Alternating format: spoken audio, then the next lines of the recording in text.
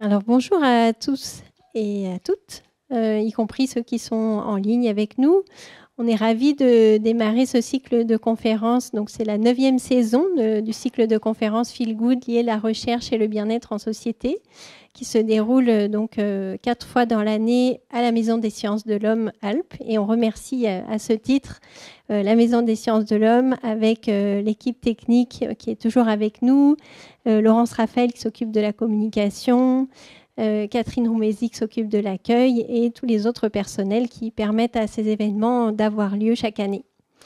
Aujourd'hui, on est ravis d'accueillir Emmanuel Contamin, qui est psychiatre spécialisé dans l'accompagnement des personnes qui ont vécu des traumatismes et qui, de ce fait, travaille depuis longtemps sur la résilience. Il a écrit un très bel ouvrage qui s'appelle « Les 5 cercles de la résilience ». Donc, c'est de ça qu'il va nous parler aujourd'hui. Et pour ceux qui sont intéressés par la suite, donc, il y aura au mois de novembre une conférence sur l'alliance thérapeutique avec Fanny Marteau. En janvier, une conférence sur la thérapie fondée sur la compassion avec Francis Guézen. Et en juin, une conférence sur la gestion du stress par la respiration en cohérence cardiaque avec Caroline Sevause. Donc, ces conférences sont accessibles toutes en ligne. Donc, vous pouvez avoir accès à toutes les conférences précédentes également. Et on vous souhaite donc une très belle conférence. Il y aura un petit temps pour les questions-réponses à la fin. Merci encore, Emmanuel. Merci, Rebecca. Merci de votre intérêt. Donc, je commence tout de suite par définir la résilience, qui a plusieurs définitions. C'est la capacité d'un système, c'est-à-dire ça peut concerner aussi bien un individu qu'une communauté, qu'une organisation comme une entreprise ou bien un système naturel, un écosystème, à se préparer à des perturbations brusques, ensuite à récupérer de chocs ou de stress intense, et enfin à s'adapter et se développer à partir d'une expérience perturbatrice. C'est une définition du Stockholm Resilience Center. Donc le même terme est employé pour des systèmes à différentes échelles, et on pourrait se demander si ce n'est pas un peu incohérent ou fourre-tout. Et en fait, il y a une grande cohérence sur les enjeux de la résilience aux différents niveaux des systèmes. Et c'est vrai que tout est lié à ce niveau. On a parfois critiqué la résilience en considérant que c'était une façon d'étiqueter des individus plus ou moins résilients. On a certainement une vulnérabilité différente chacun, mais ce n'est pas quelque chose de fixe. On peut travailler à renforcer, à développer notre résilience. Et c'est l'objectif de cette conférence. Enfin, une critique qui a été faite, c'est de dire que ça porte la responsabilité sur les individus, alors que notre capacité de réaction dépend beaucoup des systèmes sociaux dans lesquels nous vivons. Et c'est donc une capacité qui est extrêmement systémique, qui est même, je dirais, socio-écosystémique, c'est-à-dire que de plus en plus, les définitions même de la résilience les plus récentes intègre le fait qu'on ne peut pas la considérer dans un système restreint comme un individu sans englober tous les autres systèmes auxquels il appartient. Et comme vous l'avez vu, c'est un processus qui se déroule dans le temps avec ces 3 phases: préparation, récupération lors du choc et reprise d'un nouveau développement. Donc c'est pour ça que j'ai parlé dans ce livre de 5 cercles de la résilience, et je vais aborder par cercle concentrique expansif, la résilience personnelle, puis familiale, puis la résilience collective des communautés locales, la résilience des nations, des sociétés, et enfin la résilience socio-écologique du système Terre. En santé, par exemple, l'OMS a développé le concept « une seule santé » pour souligner l'interdépendance entre la santé des écosystèmes, des animaux d'élevage, des hommes et des sociétés. D'autres ont parlé de santé planétaire. Et pour vous donner quelques exemples, on voit bien que tous les impacts sur les écosystèmes, les dérèglements climatiques entraînent des catastrophes naturelles, la déforestation, la dégradation des sols entraînent des difficultés au niveau des cultures. Les manques d'eau, les pollutions de l'air et de l'eau ont un impact sur la santé, sur les récoltes, sur la malnutrition. tout ça a un impact, la perte de biodiversité et le fait de la déforestation, de l'extension des activités humaines déclenche des pandémies, et l'IPBES, la plateforme intergouvernementale, bien avant le Covid, nous avait alerté sur le fait qu'on entrait dans l'ère des pandémies. Donc, tout ce qu'on voit actuellement qui nous impacte collectivement, les catastrophes naturelles, les pandémies, les migrations, les conflits, est lié finalement au niveau de résilience de notre socio-écosystème.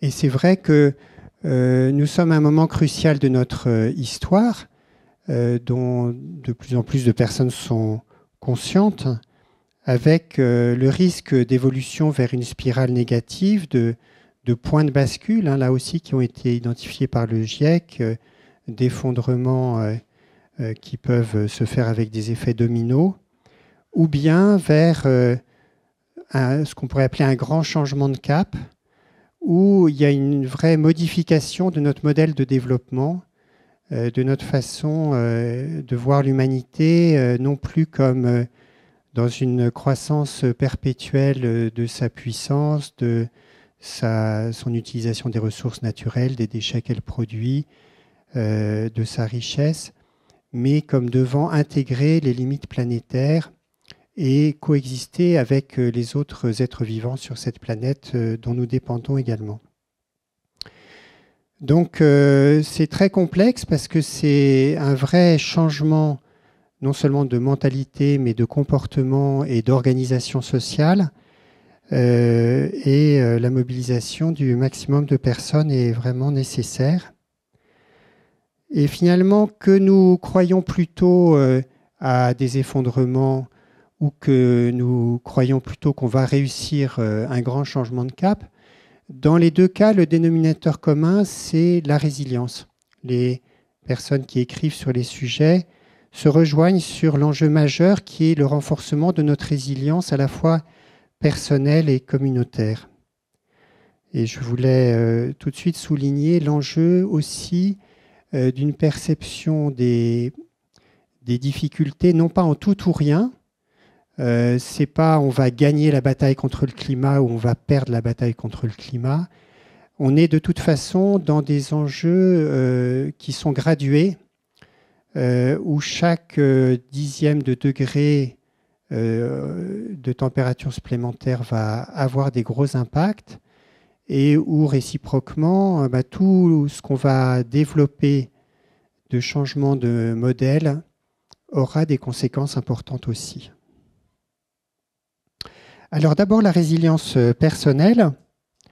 Voilà les facteurs qui ont été identifiés par la recherche pour soutenir la résilience personnelle. Et vous voyez tout de suite qu'il y a à la fois des facteurs personnels et des facteurs relationnels. En fait, les facteurs relationnels sont les plus importants. Notre résilience dépend avant tout de la qualité de nos liens. Et on le voit bien quand on accueille des personnes qui ont vécu un traumatisme. Les personnes qui sortaient des attentats du Bataclan, leur premier réflexe était de prendre leur téléphone pour appeler leurs proches. L'issue d'un traumatisme, ça se fait toujours dans des liens d'attachement, des personnes sur qui on peut compter. Donc les facteurs personnels, il y en a certains qui sont des compétences surtout cognitives, de flexibilité mentale, de confiance en soi. Et beaucoup de compétences sont des compétences émotionnelles, capacité à tolérer des émotions douloureuses, à persévérer face à l'adversité. L'expérience d'avoir su traverser des crises antérieures est un facteur de résilience dans la mesure où on n'est pas en stress post-traumatique. Et c'est pour ça que la phrase célèbre de Nietzsche « Ce qui ne me tue pas me rend plus fort » n'est vraie que pour les personnes qui ont traité leur stress post-traumatique. Sinon, le stress post-traumatique est un facteur de vulnérabilité au trauma ultérieur. Et enfin, je voulais insister sur une ressource très importante. Donc, il y a les forces de caractère dont la psychologie positive parle beaucoup, mais il y a aussi la capacité à donner du sens à l'événement. Et là aussi, nous sommes confrontés à un questionnement de sens majeur. Finalement, quel est le sens de la présence de l'humanité sur cette planète? Est-ce que c'est de tout détruire et de disparaître? Ou est-ce qu'on va être capable de construire un modèle de développement qui permette de la vie, de la beauté, de la joie à l'avenir? Et la difficulté, c'est que notre cerveau a un besoin majeur de donner du sens pour avoir un minimum de prévisibilité, de sentiment de contrôle. Et Sébastien Boller a bien décrit le risque de dissonance cognitive si nos actions ne sont pas en accord avec nos pensées, ce qui fait sens pour nous. Il est parfois plus facile de changer nos pensées que de changer nos comportements.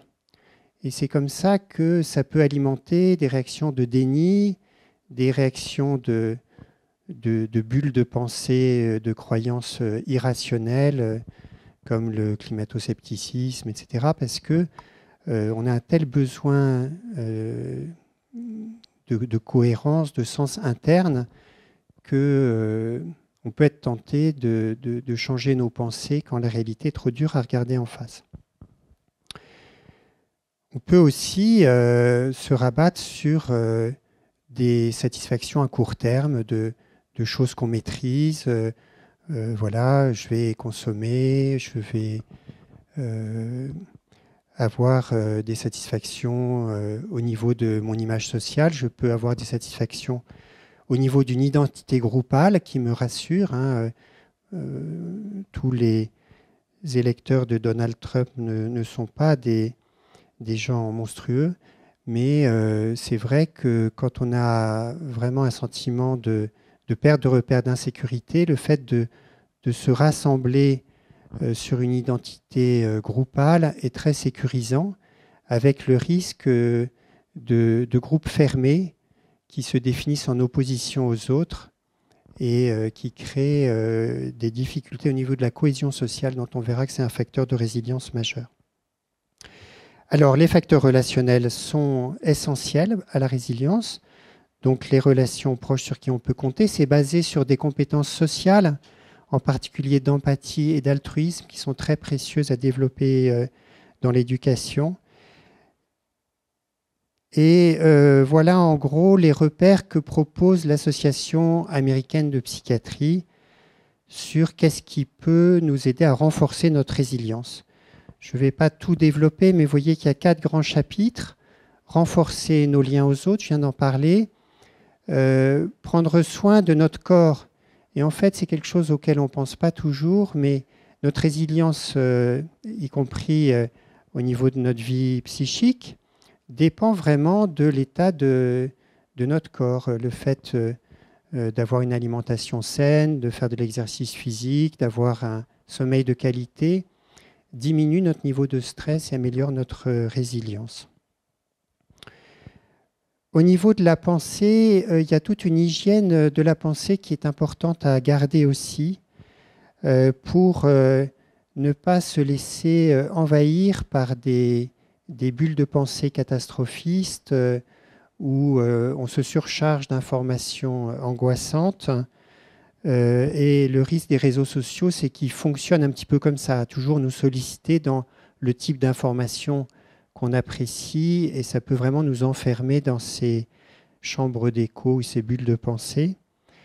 Et il y a vraiment tout un travail intérieur qui est essentiel, de pouvoir garder une posture d'espérance, même si on sait qu'on est face à des difficultés, et de pouvoir se projeter, de visualiser ce que nous désirons, ce que nous voulons, plutôt que ce que nous redoutons.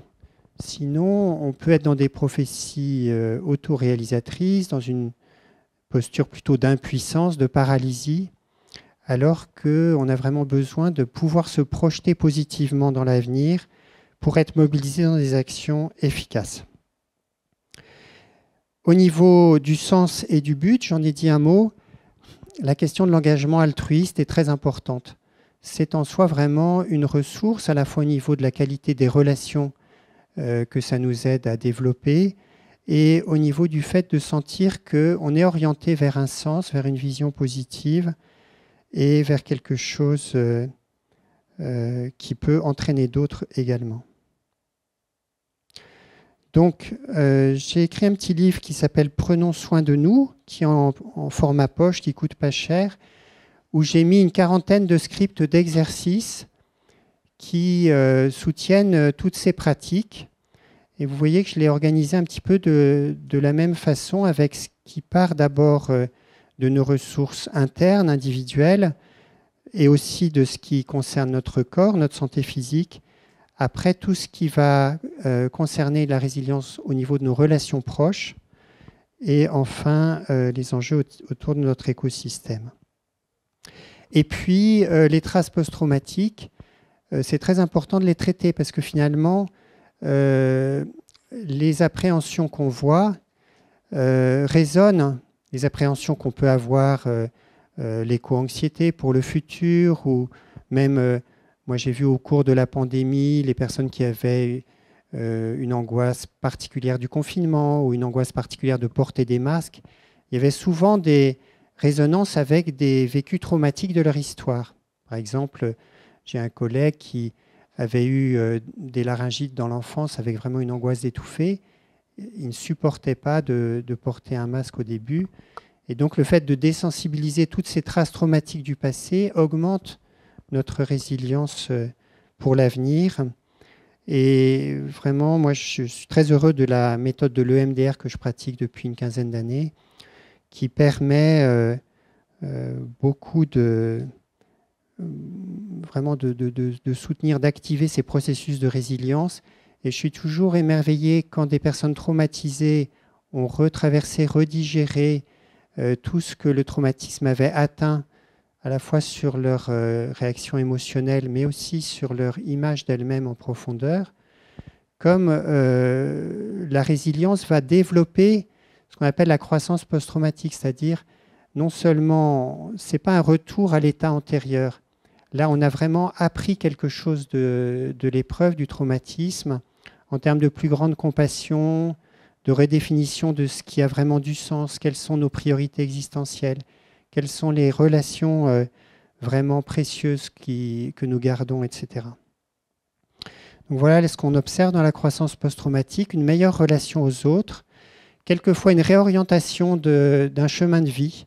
Je pense à un homme qui a perdu un enfant et qui travaillait dans une entreprise, j'allais dire, business as usual, et qui, après avoir retraité ça, a dit « mais non, je veux vraiment m'engager dans un travail au service du vivant ». Les forces personnelles sont conscientisées, sont renforcées. Souvent, des personnes disent « je ne pensais pas que j'aurais été capable de traverser ça, je ne pensais pas qu'il y avait ça en moi ». Et souvent, un changement spirituel au sens de redéfinition de ce qui est vraiment le cœur de l'existence, qu'est-ce qui donne du sens à la vie, qu'est-ce qui permet de se positionner dans le monde avec une plus grande appréciation de la vie, des nouvelles priorités. Alors, je passe maintenant à la résilience des familles, parce qu'il y a un aspect, qu'est-ce qui fait que des familles sont résilientes, mais il y a un aspect plus profond qui concerne la transmission de la résilience dans les générations suivantes, et le principal facteur de résilience, au fond, qui va permettre de nourrir les différentes qualités qu'on a identifiées précédemment, c'est vraiment la sécurité des liens d'attachement dans la petite enfance. Alors, si on regarde d'abord ce qui concerne les facteurs de résilience familiaux, qui ont été vraiment mis à l'épreuve au cours de la pandémie, en particulier du premier confinement, où les parents devaient à la fois travailler en télétravail, faire l'école à domicile pour les enfants, dans un contexte extrêmement contraignant. Certaines caractéristiques sont structurelles, le fait qu'il y ait 2 parents, que les enfants soient pas trop nombreux, pas trop rapprochés, que la famille ait des ressources, un espace suffisant, c'est évident. Et d'autres sont plus liés à la dynamique relationnelle, à la fois la qualité parentale chaleureuse, soutenante, une cohésion, une harmonie dans le couple, aussi un aspect qui concerne les repères, les règles éducatives, qui soient prévisibles, claires, cohérentes, qu'il y ait des valeurs partagées dans la famille qui soient congruentes à l'expérience qui est vécue dans le partage émotionnel, une qualité de communication et une capacité à partager les émotions, à la fois à apaiser les émotions débordantes et aussi à renforcer les émotions épanouissantes. Donc, au moment du confinement, il y a eu beaucoup de démarches de soutien des familles, beaucoup de collègues qui ont développé des supports d'éducation en visio pour soutenir les familles. Et j'ai eu le plaisir de participer à ça avec des jeunes collègues psychologues qui ont monté une structure qui s'appelle Pepsi, qui a donné comme ça pas mal d'exercices, de propositions de structuration du temps, de conseils pour les familles. J'avais envie surtout de vous partager une expérience qui m'avait vraiment touché d'une famille que je suivais avec 2 enfants qui étaient à haut potentiel intellectuel mais très fragiles émotionnellement. Et donc, ils se sont retrouvés dans cette situation, les 2 parents cadres travaillant beaucoup et les 2 enfants qui étaient déjà comme chiens et chats, avec du mal à réguler leurs émotions, très agités, dans une sorte de bouillonnement qui faisait un petit peu imploser la famille. Et donc, ce qui a été le plus aidant de ce qu'on a fait, ça a été de mobiliser les enfants pour qu'eux-mêmes, un garçon de 11 ans, une fille de 9 ans, organisent des soirées familiales qu'ils ont faites sur plusieurs thèmes. Il y en a eu sur des pays comme l'Espagne, etc. Et là, c'est l'exemple d'une soirée qu'ils ont faite sur le thème de la police. Donc, à 18h, début de la soirée, présentation des principes de base. 18h15, première mission, échauffement physique. Et vous savez que c'était une ressource importante dans le confinement. Deuxième mission, entraînement de policiers de base, tir de fléchettes, lancer de caplas, exercice de lutte. 19h15, repas. 20h, jeu Cluedo. 20h45, bataille de pelochon, il y a quand même pas mal besoin de défoulement.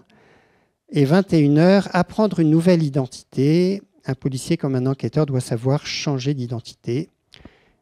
Et débriefing à la fin de la soirée.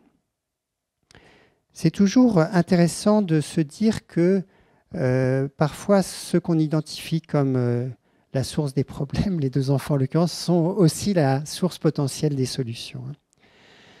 Alors, j'en arrive sur la sécurité des liens d'attachement qui est un enjeu majeur sur lequel s'est penchée la commission des 1000 premiers jours, dont tu faisais partie, Rebecca. Pendant nos premières années, les interactions entre notre potentiel génétique, nos expériences, l'environnement dans lequel on est élevé, construit vraiment les connexions nerveuses dans notre cerveau qui servent vraiment de base pour notre futur développement et notre résilience. Et en particulier, tout ce qui va se développer, mais encore bien plus tardivement, jusqu'à 25 ans et plus, de la capacité de notre cortex préfrontal à mentaliser et à réguler nos états émotionnels. Mais ce qui se développe vraiment dans les premières années, c'est nos styles d'attachement, c'est-à-dire la façon dont on se voit en relation aux autres. Notre vision, l'anticipation qu'on a de comment les autres vont répondre à nos besoins, qu'est-ce qui va se jouer en cas de difficulté? Est-ce que je vais être sécurisé? Est-ce que je vais être ignoré? Est-ce que je vais être rembarré, etc. Et ça, on sait que pour un même traumatisme à l'âge adulte, une personne qui a un attachement sécure à la base va développer beaucoup moins de stress post-traumatique que quelqu'un qui a un attachement insécure désorganisé. Ça peut aller pour un trauma majeur de 6 mois après 10% de stress post-traumatique en cas d'attachement sécure. Par contre, 70% de stress post-traumatique en cas d'attachement désorganisé. Pour en rajouter encore, ce qui se joue dans la petite enfance, déjà depuis la grossesse, a aussi un impact sur l'expression de nos gènes. C'est-à-dire qu'il y a des petites molécules, des marqueurs qui se fixent sur l'ADN. Et même si l'ADN ne change pas, ces petits marqueurs vont modifier l'expression de nos gènes et donc la façon dont nous serons à même de plus ou moins réguler nos émotions si on modifie l'expression de la sérotonine ou du cortisol, etc. Donc, l'enjeu de la qualité de l'environnement, à la fois relationnel, la qualité parentale, mais aussi de l'environnement, j'allais dire, biologique, qui nous entoure, la présence de polluants, la présence de tabac ou d'alcool, la présence de perturbateurs neuroendocriniens, tout ça va avoir un impact sur l'expression de nos gènes et c'est même un impact à très long terme puisque les principaux problèmes de santé actuellement, c'est ce qu'on appelle les maladies chroniques non transmissibles, c'est-à-dire l'obésité, le diabète, les maladies cardiovasculaires, respiratoires, etc. Et on sait que tous ces marqueurs épigénétiques précoces vont avoir des conséquences sur ces maladies chroniques non transmissibles. Alors heureusement, il y a une possibilité de changer les choses, et j'aime beaucoup cette phrase de Gloria Steinem, « Il n'est jamais trop tard pour avoir une enfance heureuse ». On peut vraiment retravailler sur cette sécurité de l'attachement dans un travail thérapeutique ou quand on a la chance d'être dans un couple sécurisant. Et c'est vraiment ce que j'ai développé dans la suite de ce petit livre, comment travailler à restaurer un attachement sécure gagné pour que notre résilience personnelle soit déjà renforcée, mais aussi pour qu'on soit beaucoup plus à l'aise pour construire des relations harmonieuses avec nos proches dans le présent. J'en arrive maintenant au troisième cercle, la résilience collective ou communautaire, sur laquelle en fait travaillent toutes les collectivités locales. Toutes les collectivités ont leur plan de résilience territoriale. J'aime beaucoup cette phrase de Martin Luther King, « Nous devons apprendre à vivre ensemble comme des frères, sinon nous allons tous mourir ensemble comme des idiots ». Donc je vais vous dire un mot de la conceptualisation globale de la résilience des collectivités locales et puis je ferai quelques focus sur l'école, sur la question du travail social pour les 1000 premiers jours, sur les liens associatifs, en particulier je parlerai du mouvement de la transition et je dirai un mot des groupes de MDR pour traiter les traumas. Alors, il y a plusieurs universités majeures aux États-Unis qui ont défini un modèle qui s'appelle Copewell concernant la résilience collective avec ces 3 étapes dont je vous ai parlé, la phase de préparation, la phase de résistance au moment du choc et la phase de récupération et reprise d'un nouveau développement. Ils prennent la métaphore d'un niveau d'eau. Vous voyez le niveau de fonctionnement communautaire dans cette citerne et le trauma va venir tout d'un coup faire baisser brutalement ce niveau de fonctionnement communautaire qui lui-même dépend, il va être plus ou moins élevé selon la qualité de la phase de préparation. Donc, dans la phase de préparation, ça concerne toutes les infrastructures, par exemple d'une ville ou d'un territoire, en termes de réseau de communication, d'économie. Et on a bien vu à quel point c'était important pour pouvoir produire des masques, d'avoir des circuits économiques qui ne dépendent pas de chaînes d'approvisionnement à l'autre bout du monde. L'éducation, les circuits d'alimentation, là aussi c'est important d'avoir des circuits courts, l'approvisionnement en eau, les services publics, question de logement, de l'accès aux soins et à la santé publique. Et là aussi, on a vu que notre système de soins était insuffisamment préparé et qu'on a besoin vraiment de structures de soins capables de faire face aux situations graves. Et en particulier, le soin des personnes vulnérables qui sont les plus vulnérables face au trauma, les personnes isolées, les personnes avec un handicap, les personnes âgées, les personnes exclues socialement. On a bien vu combien c'était plus difficile pour elles. Et enfin, la culture, le sport, le bien-être, qui sont des ressources de résilience à prendre au sérieux également. Donc, selon qu'on a bien fait cette phase de préparation, on va avoir un niveau de fonctionnement communautaire plus ou moins élevé, et au moment du choc, il va baisser plus ou moins.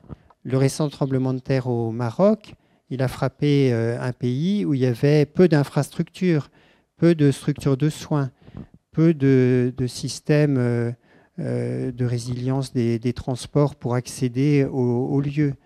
Donc on voit bien que selon qu'un tremblement de terre frappe un endroit au Japon où les constructions sont prévues de façon antisismique, où les gens sont habitués à réagir à ça, ou un endroit qui n'est pas du tout préparé, l'impact sur la résilience de la société ne va pas du tout être le même. Donc, au moment de la phase de résistance, vous voyez, ils ont représenté ça comme ce qui pouvait moduler la vitesse d'épuisement du niveau de fonctionnement communautaire. Il y a certains facteurs qui vont soutenir la résistance au choc. Le fait d'avoir mis en place des systèmes naturels préservés, par exemple, face à des pluies diluviennes, s'il n'y a pas trop d'artificialisation des sols, les sols sont capables d'absorber des pluies et vont moins être ravinés. S'il y a des forêts qui sont entretenues avec une diversité d'essences, bon, elles vont être moins vulnérables aux tempêtes ou aux incendies, etc.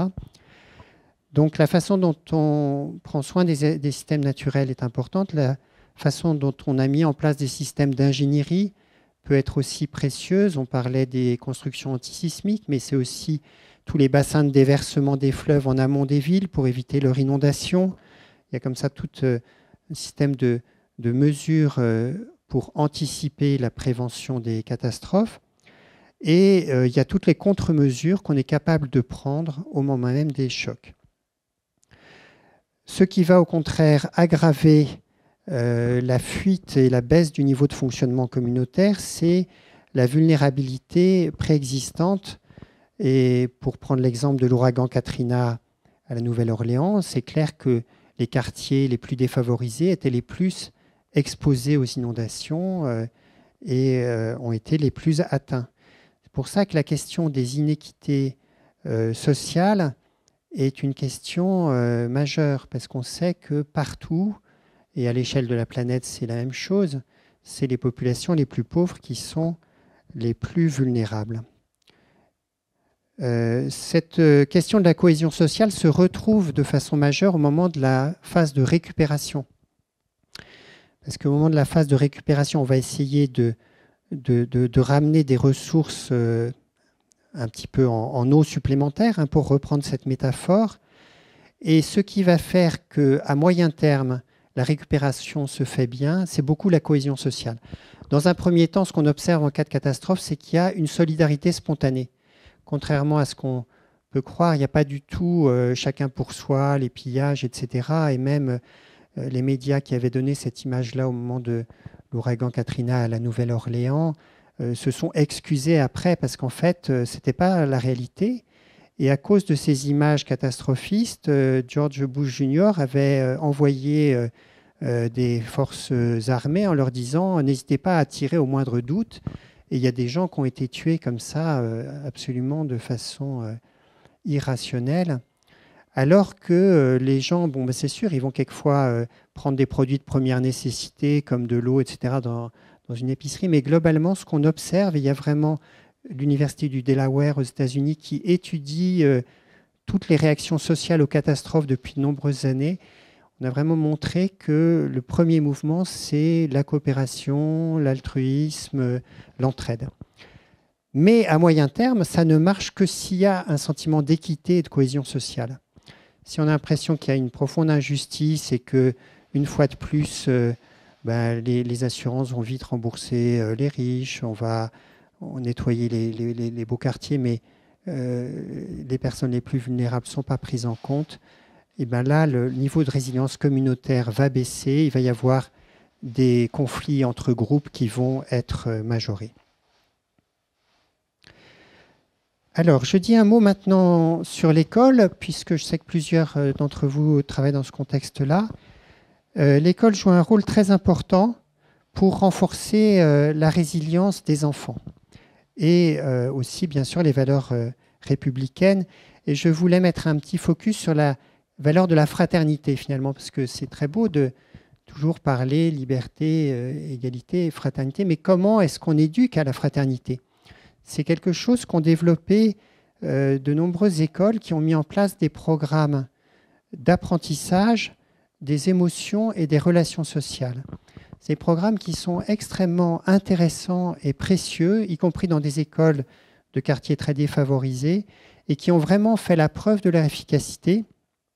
Une méta-analyse de 213 programmes concernant plus de 270 000 enfants. Vous voyez un petit peu l'importance et la diffusion de ces propositions, a montré que non seulement ces enfants développaient des meilleures compétences sociales, émotionnelles, mais qu'ils avaient aussi de meilleurs résultats scolaires. Donc, c'est des programmes qui sont basés en particulier sur le renforcement de la pleine conscience, des exercices de gratitude, des exercices d'empathie, de compassion et d'altruisme. C'est des choses vraiment toutes simples, hein, toutes basiques. Par exemple, voilà, on propose à chaque enfant de faire un geste altruiste au bénéfice d'un autre enfant au cours de la journée. Et quand il l'a fait, il va planter une petite graine dans du coton mouillé et il va voir les fruits que ça porte, quoi. Il y a souvent aussi cette ressource de l'éducation en contact avec la nature qui est très intéressante pour l'éducation. Alors, au niveau du travail social, j'insiste encore sur cette question des 1000 premiers jours parce que je pense que c'est vraiment l'investissement avec le meilleur rapport coût-bénéfice qui peut être fait par une société, même si ce n'est pas les hommes politiques qui le mettent en œuvre qui en tireront le bénéfice, ce qui rend plus difficile de l'investir vraiment. Alors, les propositions qui ont été faites, la première, c'est vraiment un fil rouge, c'est de donner du temps. Les enfants ont vraiment besoin de temps d'interaction tranquille avec leurs parents. C'est quelque chose qui manque de plus en plus avec les phénomènes d'accélération du modèle de société. On va développer une qualité des structures d'accueil, bien sûr, et au niveau de ce qui est transmis de façon très précoce, c'est une bonne opportunité, les moments de transition, les moments de changement sont des bonnes opportunités pour changer des comportements. Et le moment où on a des enfants, c'est un bon moment pour soutenir les messages essentiels d'éducation pour la santé, avec un enjeu majeur qui est de limiter l'exposition aux écrans. Et puis bien sûr, l'accompagnement des familles vulnérables. Donc pour ça, la Commission a fait toute une série de propositions très concrètes qui malheureusement ont pour l'instant très peu été suivies de mise en œuvre. L'accompagnement des parents renforcé par un parcours des 1000 premiers jours démarrant par un entretien prénatal.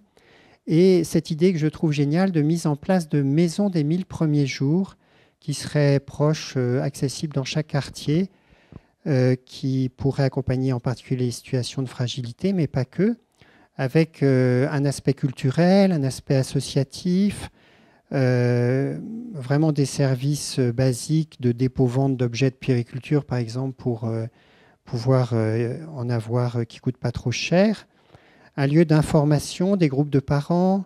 Il pourrait y avoir un lieu d'accueil ponctuel pour dépanner en cas d'urgence. Et puis un guichet unique pour toutes les démarches administratives et de soins. Il y a l'idée de pouvoir prolonger le congé parental. C'est tellement important pour la suite du développement des enfants, comme je vous le disais, à très long terme, hein, puisque même les maladies chroniques non transmissibles de l'adulte. Alors, je vous dis maintenant quelques mots du mouvement de la transition qui vise vraiment à renforcer la résilience d'un territoire qui est maintenant répandu dans de très nombreuses villes, dont 150 en France. Et le but est vraiment de prendre en compte la résilience au niveau à la fois individuel et collectif, avec l'aspect aussi économique, de soutenir la création d'emplois locaux et de prendre en compte tout l'écosystème, ainsi que tous les cycles de l'eau, de l'énergie, etc. L'intérêt de développer des circuits courts, c'est que ça crée vraiment de la résilience locale. Ça crée aussi un modèle économique plus tourné vers la qualité, avec moins de chaînes longues, moins de transport, moins d'impact en termes de CO2, et des liens personnels entre les producteurs et les consommateurs. Tout ceci développe les liens sociaux, le pouvoir d'agir des citoyens entraîne souvent les municipalités à soutenir ça. Donc, beaucoup de mouvements engagés pour la transition se sont structurés en collectif. Je donne juste quelques exemples. Terre de Liens qui, pour enrayer la disparition des terres agricoles, va collecter de l'argent, investir dans des fermes qu'elle va louer à des agriculteurs qui s'engagent dans un projet d'agriculture biologique. Le réseau Cocagne, c'est des exploitations maraîchères qui ont un but de réinsertion de personnes en difficulté par cet emploi-là. Enercop qui va acheter des énergies renouvelables et les revendre. Et j'insiste un petit peu sur la NEF, une coopérative de finances éthiques qui va bientôt acquérir le statut de banque et qui collecte l'épargne des particuliers pour financer des projets qui ont vraiment du sens social et écologique. On ne pense pas toujours à la question de où est-ce qu'on met notre argent quand on pense à ce qu'on peut faire pour la transition. Mais en fait, on a énormément d'impact, négatif ou positif, à travers vers où on oriente notre épargne, finalement.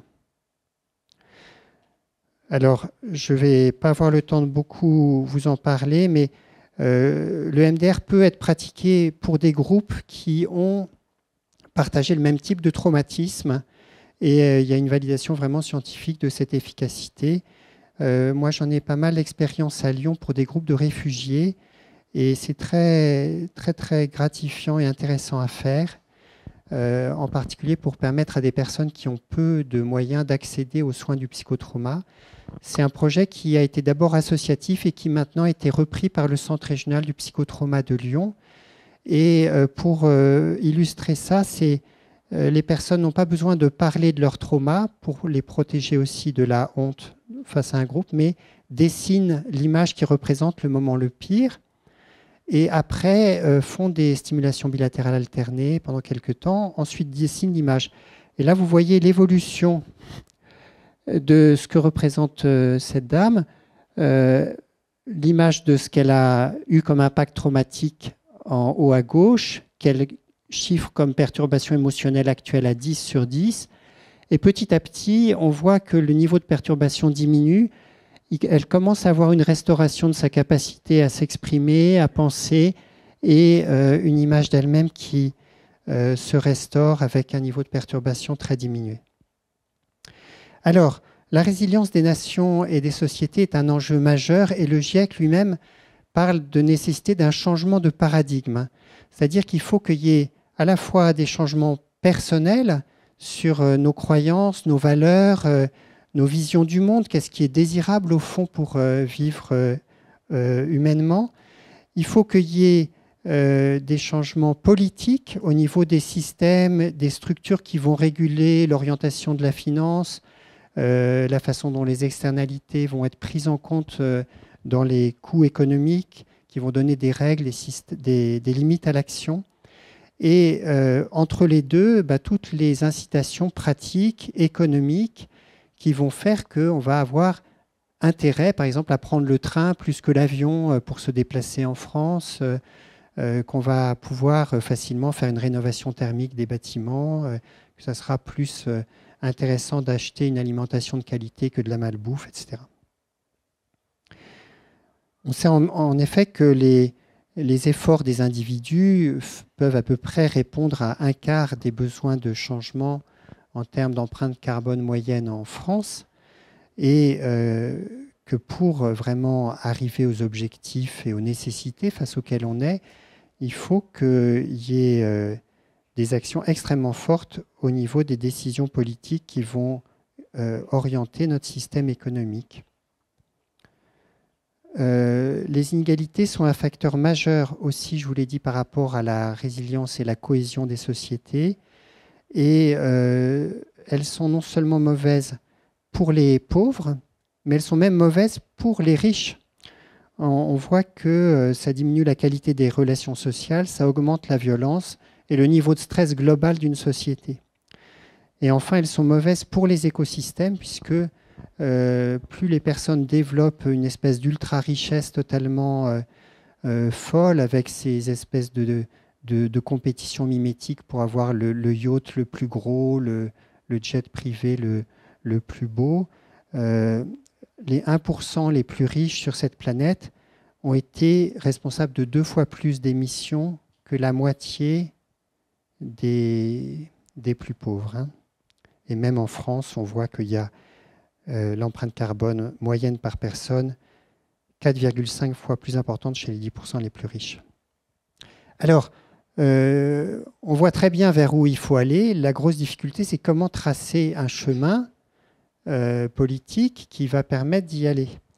Vous avez sans doute suivi les travaux de la Convention citoyenne pour le climat, qui ont malheureusement été très peu suivis des faits, mais il y avait vraiment cet objectif de conjuguer les enjeux de la justice sociale et de l'écologie. Et ce qui est très encourageant, c'est que 150 citoyens tirés au sort de tous âges, de tous milieux sociaux, de toutes origines, sont vraiment arrivés à se mettre d'accord. Donc, quand on arrive à mettre en place des bonnes échelles, finalement, on peut quand même arriver à une vraie mobilisation. Il y a eu d'autres travaux qui ont été dans ce sens-là. Je n'ai pas le temps de les développer.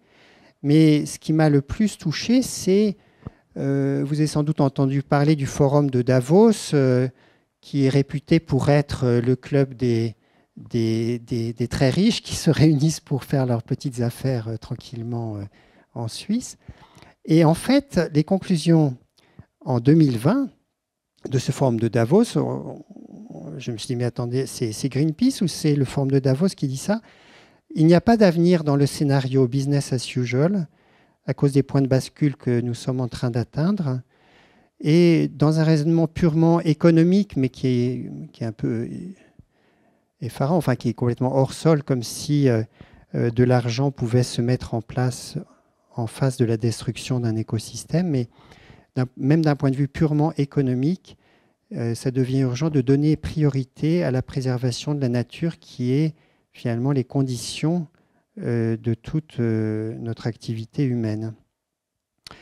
Et donc, c'est vrai que la pandémie a fait un choc qui a permis de réfléchir, et ils ont proposé, après la grande accélération de l'économie mondiale ces 70 dernières années, il y a eu la grande décélération due à la pandémie, et ils appellent maintenant une grande réinitialisation. Donc, les entreprises sont finalement un acteur économique qui va peut-être bouger plus vite que les gouvernements, les entreprises et les collectivités locales. Les entreprises se rendent compte que leur résilience va dépendre du fait qu'elles fournissent des produits ou des services essentiels. Elles sont capables vraiment de réorienter aussi leur modèle de produits. Ça va dépendre aussi de leur intégration dans un écosystème local, avec des liens de confiance avec tout le circuit dans lequel elles s'intègrent. Les enjeux de la responsabilité sociale et environnementale vont devenir très importants pour conditionner les investissements. Maintenant, la plupart des assurances vie, elles sont obligées de proposer un produit d'investissement socialement responsable, et seules les entreprises qui font des efforts pour améliorer leurs responsabilités dans ce domaine-là pourront bénéficier de ces investissements. Ils sont sous pression aussi parce que les salariés ne veulent pas non plus faire n'importe quoi, et puis parce qu'elles ont du mal à recruter des jeunes étudiants. Vous avez suivi tous les mouvements des étudiants dans les grandes écoles. Hein. Moi, j'avais été très frappé. Le PDG de Total a fait un discours pour la remise des diplômes à Polytechnique. Un tiers des étudiants se sont mis debout en lui tournant le dos. Si vous étiez un tiers à me faire ça, je me sentirais quand même vraiment interpellé. Voilà, donc l'importance de pouvoir avoir une vision positive, réaliste pour l'avenir, c'est ce que propose par exemple The Shift Project, avec cette prise en compte de tous les circuits systémiques entre les différents acteurs de l'économie, avec un grand plan de transformation de l'économie française qui est vraiment travaillé. Comme je vous le disais, il y a l'impact des synergies sur les entreprises, entre la pression des consommateurs, des médias, des actionnaires, des salariés, des recrutements, etc. Quelque chose qui est source d'espoir, c'est l'effet d'entraînement des comportements altruistes. Il y a des études de psychologie sociale qui montrent que quand on voit quelqu'un avoir un comportement altruiste, par exemple, tout à l'heure, il y a un jeune qui m'a aidé à repérer où est-ce qu'il fallait composter les billets de tram. En moyenne, il y a 3 personnes parmi les témoins d'un comportement altruiste qui vont avoir par la suite un comportement altruiste. Et puis, de savoir aussi que les grands changements de société se font en général, non pas comme ça par une décision majoritaire, mais par l'impact d'une minorité engagée, cohérente et porteuse de sens. En particulier quand la majorité est ce qu'on appelle anomique, c'est-à-dire n'a pas vraiment de sens à proposer, et qu'une minorité a vraiment un sens qui se tient, qui est cohérent, qui est attractif.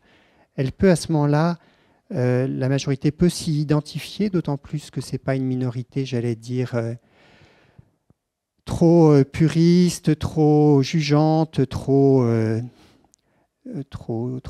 dure, quoi. Elle peut vraiment entraîner la majorité. C'est ce qui s'est passé, par exemple, pour la ségrégation raciale aux États-Unis. Il y a eu vraiment un mouvement d'une minorité qui a tenu le coup, qui a fini par entraîner le morceau. Donc ça, c'est un exemple de schéma du Shift Project pour montrer vraiment cet aspect systémique auquel il faut penser entre toutes les ressources qui vont être injectées dans une activité agricole ou industrielle, toutes les externalités qu'elle va développer et comment on peut essayer de boucler les cycles et de maintenir vraiment des modèles d'usage qui soient les moins impactants en besoin d'énergie, en production de carbone et les plus résilients possibles. On est face à un enjeu de résilience des écosystèmes et du système Terre. Et le GIEC en parle de cette façon-là. Il parle de l'espace de résilience de l'humanité sur la Terre. C'est un schéma qui date déjà de 2014, où il montre que cet espace de résilience est mis sous pression d'un côté par des stress biophysiques, les changements climatiques, les problèmes d'épuisement des terres, de montée des eaux, d'altération des écosystèmes, etc. De l'autre côté par des stress sociaux. Les problèmes démographiques, même s'il semble qu'ils soient moins importants qu'on ne croyait, les problèmes de la pauvreté, des inégalités, les migrations, les conflits, les discriminations. Et donc, selon les choix que nous faisons, nous allons vers un espace de résilience qui va plus ou moins se réduire. C'est pour ça que le changement de paradigme est essentiel. Peut-être que vous avez vu vos enfants, si vous avez des enfants au collège, ils apprennent le développement durable, qui met à égalité ces 3 cercles, environnement, problèmes sociaux, problèmes économiques. Mais la réalité, ce n'est pas ça. C'est qu'on a un système économique que si on a un système social qui tient. Et on a un système social qui tient que si il y a un écosystème qui tient en dessous. Donc il y a une hiérarchie qu'il faut remettre en place par rapport à ces différents enjeux et malheureusement, quand on entend les informations, on entend plus souvent le mot croissance que le mot changement de paradigme. Donc c'est Kate Raworth, une économiste britannique, qui a développé cette application à l'économie, de dire voilà, il faut tenir compte de ce plancher et de ce plafond pour tous les modèles économiques qu'on met en place. Le plafond environnemental, le plancher social, c'est que dans cet espace qu'il y a une possibilité d'un espace juste et sûr pour l'humanité sur cette planète. J'aime beaucoup le modèle de la permaculture. Encore 2 minutes ou c'est vraiment l'exemple d'une coopération entre l'homme et l'écosystème dans lequel il habite, où en mettant en place une synergie entre les différentes espèces, on peut à la fois capter plus de carbone, avoir besoin de moins d'eau, enrichir la biodiversité, avoir une productivité très forte des sols. Donc on peut vraiment s'inspirer de ce modèle, au-delà de l'agroécologie, pour réfléchir à nos organisations sociales. Et la permaculture a ainsi développé ces 3 valeurs éthiques centrales: prendre soin de la terre, prendre soin des hommes et partager de façon juste. Et elle montre que ces 12 principes peuvent s'appliquer à d'autres domaines que l'agriculture. Pour donner juste un exemple, observer et interagir, ça souligne la nécessité d'autres indicateurs que le PIB pour orienter nos décisions politiques. C'est juste un petit schéma de synthèse pour montrer que ces 3 enjeux de la résilience sont profondément liés.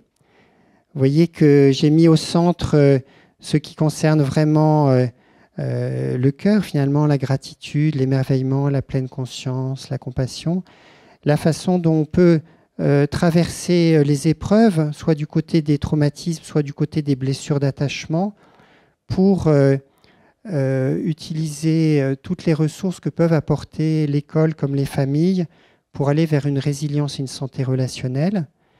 Et puis, quand on est vraiment centré, on est capable à ce moment-là d'avoir une sobriété par rapport aux addictions, un peu au court-circuit qui évite d'avoir un sens à long terme et nous rabaisse vers de la consommation à court terme. On peut à ce moment-là mettre en place toutes ces ressources qui nous font du bien au niveau de l'alimentation, du contact avec la nature, de l'exercice physique, etc. Et on peut aussi aller vers l'altruisme et la coopération pour développer notre résilience collective. Merci beaucoup.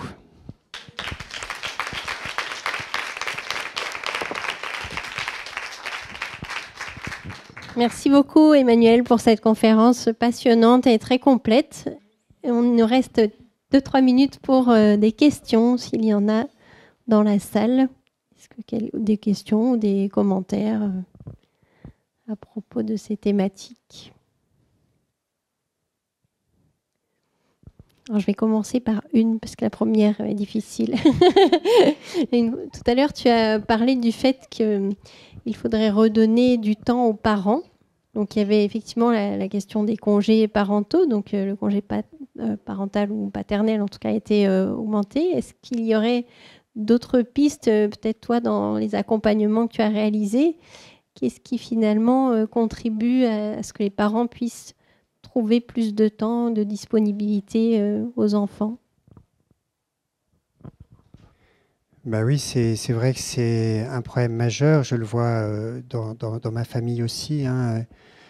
Et c'est vrai que le modèle du travail est à questionner par rapport à ça. Les jeunes parents aujourd'hui acceptent de moins en moins d'être corvéables à merci. Les jeunes, moi je le vois parmi des jeunes collègues médecins qui s'installent, qui sont majoritairement des femmes, elles font plus les mêmes amplitudes horaires que les médecins de la génération précédente. Alors après, il y a des emplois qui sont extrêmement contraints. Quand on est hôtesse de caisse et qu'on a des horaires où il faut venir le matin et puis il faut revenir le soir à l'heure où les enfants sont plus à l'école, il y a vraiment des questions de société qui doivent être pensées par rapport à ce besoin majeur pour le développement des enfants que les jeunes parents aient du temps.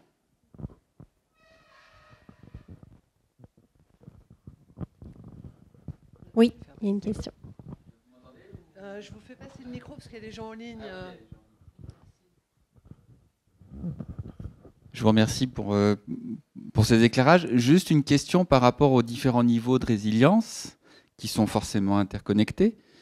Quand je vois par rapport aux exemples du développement sociétal pour le réchauffement climatique, j'ai l'impression qu'il y a certaines actions personnel qui s'épuise, puisque au niveau de nations, je ne parle même pas de la Terre, mais au niveau de l'aide sociale et des nations, ça va être beaucoup plus long, mais elles sont interconnectées.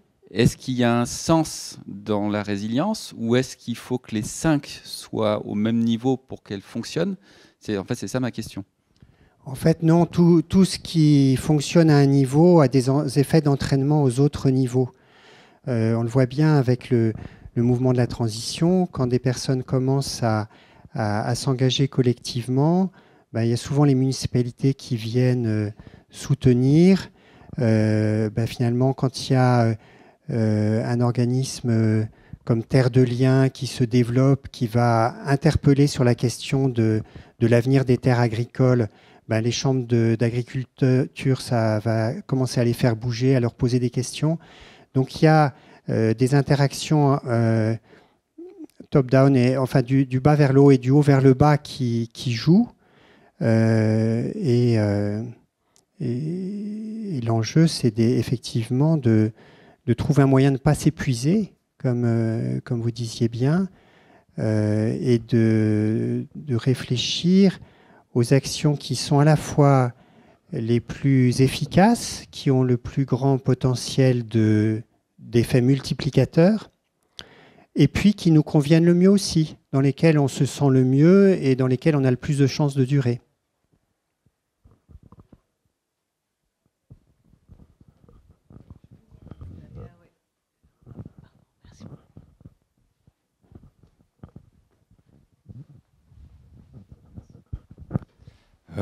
Merci pour votre présentation. J'avais une question par rapport à la possibilité de la résilience. C'est-à-dire que souvent, quand il y a des propositions qui sont faites théoriques par rapport à la résilience ou les changements sociétaux, ou même on va dire à l'échelle civilisationnelle, on met souvent l'accent sur l'idée qu'il y a des systèmes qui sont présents sur différents niveaux, qui sont connectés, qui recouvrent même plusieurs dimensions. Mais la question souvent que je me pose, c'est est-ce que peut-être que du fait peut-être par exemple de la mondialisation, les sociétés humaines sont devenues tellement complexes que en fait, le changement est devenu peut-être improbable ou qu'il prendrait trop de temps par rapport aux risques qu'encourent les sociétés. Est-ce que la complexité en fait serait pas un facteur qui empêcherait, disons par exemple, l'émergence de la résilience ou d'autres choses protectrices pour une civilisation ou une société? Oui, c'est vrai que c'est beaucoup plus difficile quand il y a des très grandes échelles. Ce qui a été très bien étudié par une économiste qui a eu le prix Nobel qui s'appelle Elinor Ostrom, c'est la question de la gestion des biens communs, où elle montre bien que, par exemple, dans des agricultures de montagne où on manque d'eau, pour arriver à réguler l'accès à l'eau, ça se fait bien quand il y a une taille d'à peu près 150 foyers, qui correspond d'ailleurs aux 150 de la Convention citoyenne pour le climat. Donc, l'idée, ça serait de pouvoir mettre comme ça des sortes d'emboîtements, d'échelons qui permettent qu'il y ait des vraies régulations qui se mettent en place. Et puis, il y a aussi toute une question qui se pose dans les organismes multilatéraux comme l'ONU. C'est la question des décisions par consensus qui sont absolument problématique parce que on voit bien lors des rencontres des COP, c'est que ça donne un pouvoir de chantage majeur aux moins-disants finalement qui peuvent bloquer le consensus et donc ils vont voilà. Donc c'est vrai que c'est là où c'est un changement de paradigme complet. Ça doit vraiment nous faire repenser tous nos modèles de décision. Alors à côté de ça, il y a des effets top-down qui peuvent être positifs là aussi. Par exemple, au niveau de l'Union européenne, quand elle a décidé de mobiliser de très gros investissements vraiment vers la transition, l'enjeu, c'est qu'elle arrive à mobiliser les ressources en face, avec toute la question de la taxe sur les transactions financières ou de pouvoir imposer les activités les plus polluantes, etc. C'est vraiment à tous les niveaux des systèmes qu'il faut agir. On ne sait pas où on arrivera, mais c'est la seule chose à faire, quoi. Merci.